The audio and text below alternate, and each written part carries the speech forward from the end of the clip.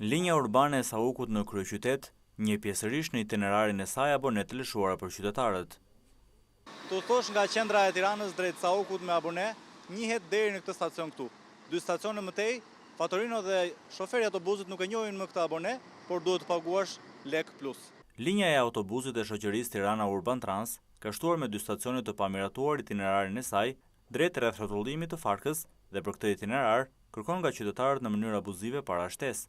Qytetarët që përdorin këtë autobus çdo ditë thonë se paguajnë 2 herë për të njëjtin rrugtim që ndjekin, pasi abonenë që blejnë nuk e njohin punonjësit e kësaj linje.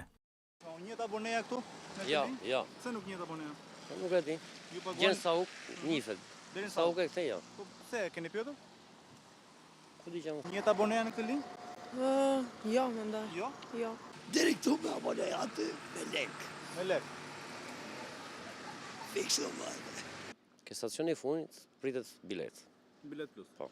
Fatorinot pranojnë se kjo ka ekzistuar si praktik, por pas shkurtit thonë se abonet do t'u njihen qytetarëve deri në destinacionin përfundimtar të udhëtimit.